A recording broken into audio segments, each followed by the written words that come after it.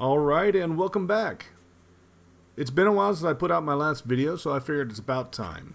For that I apologize, but I've been really busy working on this project actually. I've been able to get out into the shop quite a bit more often recently, and it's really showing in the progress. I've been fortunate that my work schedule changed a little bit, so I typically have 3- and 4-day weekends, and it gives me a lot of time to be able to work on this. One of the holdups, though, has been that I had to wait for this fuel sealant. One of the unfortunate aspects of this project is you don't always plan ahead appropriately, I guess, at least in my case. And I didn't realize that I needed it anymore. I thought I was all done with it after I finished all the fuel tanks. So I was all out, and so I had to order some, and it took several days for it to come in. So finally arrived, and I was able to get back to work on this, and here I am. So working on the firewall. The fuel sealant is there to prevent any oil from coming in from the engine compartment, and so all of the seams for the firewall, anywhere from the firewall itself, including the muffler area where it comes through the center column, so to say, all of that you have to seal up and prevent any access for oil to come through. And you want to really make sure you do a good job, obviously. So several components that you end up having to use it. So if you're getting to this point, I would recommend just ordering several of those smaller tubes of the Pro Seal, and that way you don't waste quite so much. It's just, unfortunately, they're spread out enough in this chapter that it's difficult to use all of one tube. So I went ahead and ordered like 5 of them just to make sure I had them on hand whenever I need them in the future. And there's several areas, the penetrations and such, that will also require sealant when you go to put everything in. So it's all obviously in the instructions, but just a heads up, you're going to need some more.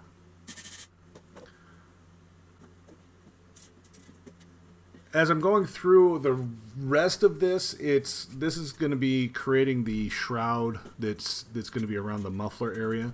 I believe it's the muffler ramp or something toward that effect. Anyway, the muffler area is all stainless steel, and this is just covering that portion. And then you'll attach all of the stainless steel to these two sides here.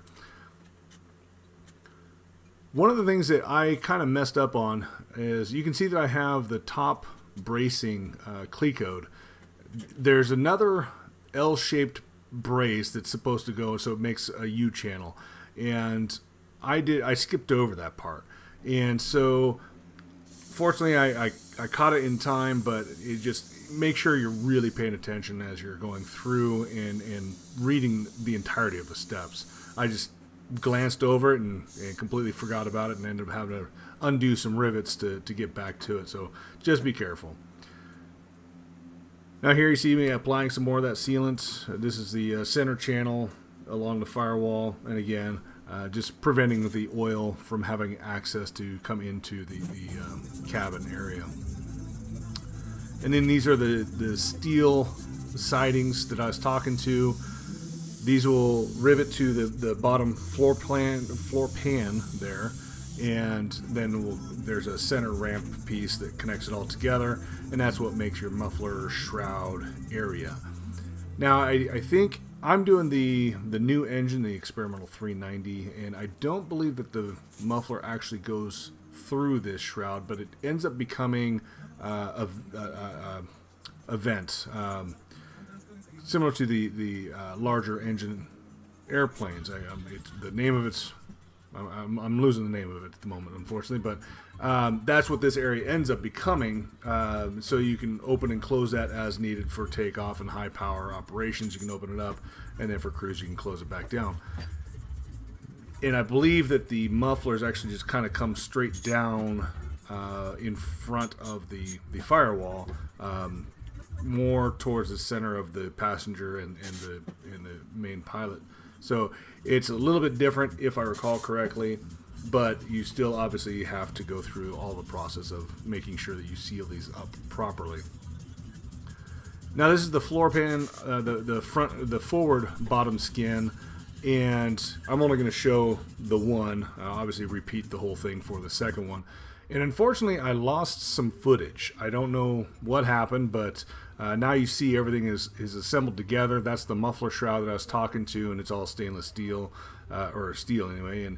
And so, again, going through, and every seam gets the fuel sealant. Now, you see that I'm using this pneumatic device, and I've talked to this before. If you don't have it, I highly recommend it. It's a great tool, makes it so much cleaner, and it's really easy to use. I got it from Brown Tool. I think it's Brown Air Tool or something like that. Anyway, I got it from them used, and it's relatively expensive. So if you can find that, it's a great deal. I don't believe it was all that expensive new either, but it drastically improves the process of using fuel sealant. So ProSeal is a mess and it's nasty, gets all over the place, but this does really well to apply it exactly where you want, and you don't really have to worry as much about getting it on yourself and that kind of thing. So now I'm just doing a little bit of back riveting. I've got my back rivet plate underneath there, and then using this extension just because the rivet gun was difficult to get in there because there's that lip on that piece there. This is where the ribs that are attached to the forward, I call it the wing box, forward portion of the wing box, that's where these will attach into and the forward base of those ribs. So this is all just kind of setting up everything and eventually getting everything lined up. And it's just more stiffening and more rigidity. So like I said, working on this project, it's coming along pretty quick at this point. As I'm making this video, I'm getting ready to actually join the forward and aft bottom skins together for the first time. And everything that's coming together, it's fun to, now that it's finally starting to get to be real pieces, real airplane looking pieces. It's a lot of fun. I'm really enjoying it.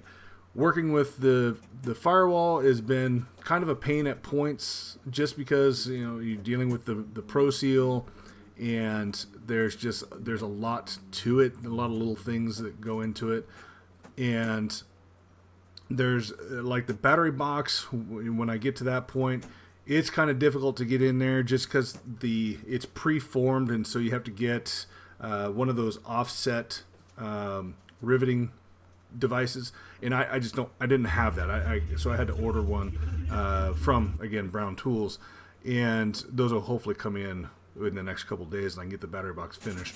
But just little things like that, it's putting everything together and trying to tie it all in. So anyway, finishing this out, and then the next video should be basically getting it to where I am now. This has been a pretty fun process. Like I said, I've been able to spend a lot of time, more than usual, in the shop working on this. So it's been a lot of fun, and it's coming along pretty quickly. So, and again, you just filling in all the seams, any kind of gaps, just putting in lots of ProSeal to make sure there's no way for oil to get in. So anyway, I'm going to go ahead and close this out. Again, for those that watch these videos, I appreciate it. We'll see where we get to next time.